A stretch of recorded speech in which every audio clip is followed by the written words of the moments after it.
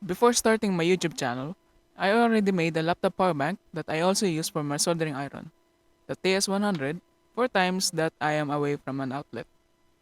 Now, the circuit as it is was fine for what I use, but at that time I ran out of filament in printing out the enclosure, so I resorted to jerry-rigging a lid for the module, which also came from the power bank that I salvaged the battery cells that I used for the project. So in this video, I'll walk you through on how I made my power bank, explain how it works and how it is wired, and what you should always bear in mind when creating the project. Let's get into it.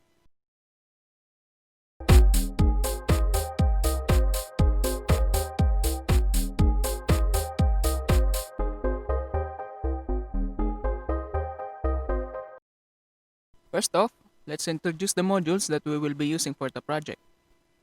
First up is our charging module. This can be bought for about $2 from AliExpress or your local online stores. This will be used to charge your battery pack.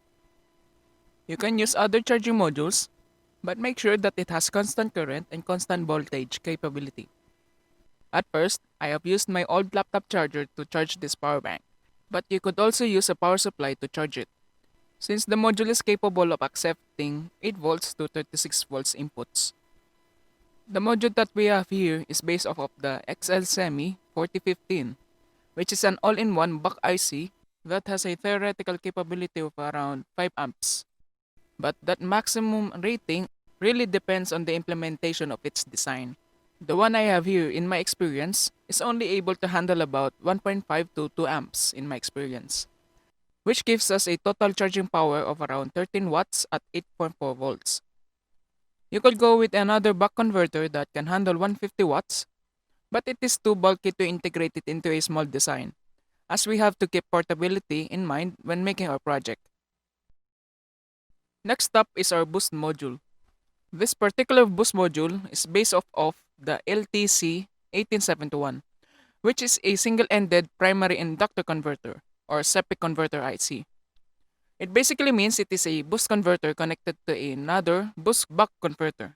I chose this particular module as it can support even a 1S configured power pack due to its very wide input range and high efficiency at higher current draws.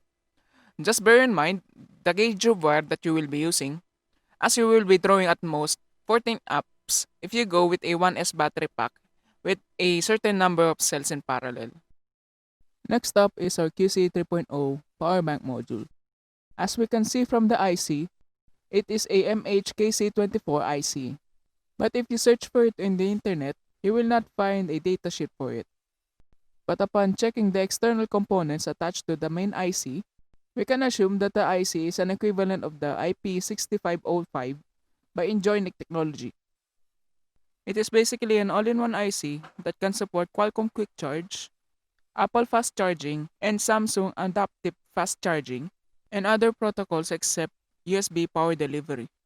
According to the datasheet, it is capable of about 24 watts of charging power with a maximum voltage input of around 48 volts, which is safe to say that it is suitable for the output of our boost module. But in my experience, the module can only output about 18 watts even when my phone battery is fully drained. Now first, let me explain our basic layout for our project. First up, when we lay out our boost module and charging module, we must separate their grounds from each other, because if you connect their grounds to each other, it will short out the charging module. So we isolate our grounds with a SPDT switch. And the positives of each boost module and charging module can be connected to each other to the battery, as there is no problem with the positive terminals of each module. Now, for the input of our charging module, we need to connect a XT60 connector for us to connect a power supply or a laptop charger, in our case, to charge the battery.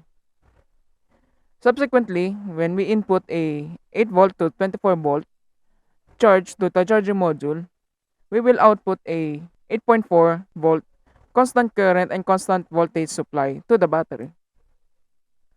Now going to our boost module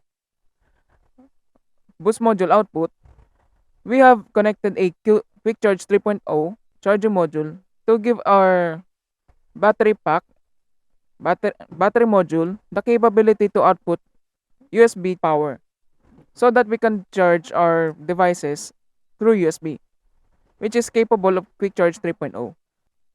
Our charging module has a input of 6 to 32 volts. So considering our boost module has a output of 20 volts that we have preset, it should be fine for the job.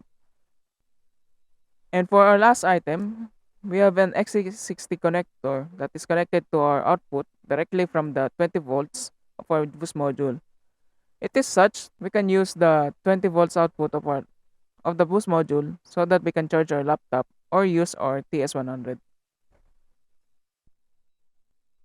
After wiring all of our components to our 3D printed enclosure and checking out the functionality of our modules and outputs for the last time, it was time to secure our XT60 connectors with superglue. We also secured all of our connections with hot glue, which also acts as insulation. After adding the lid and placing our buttons, the project is basically complete. The finished project can handle up to 60 watts of power, which in my case is enough for my laptop and TS100 soldering iron. And the Quick Charge 3.0 module outputs its full capacity due to the 20-volt input from the boost module. If you like more projects like this, please consider liking the video and subscribing to the channel. Have a good day everyone, and thanks for watching.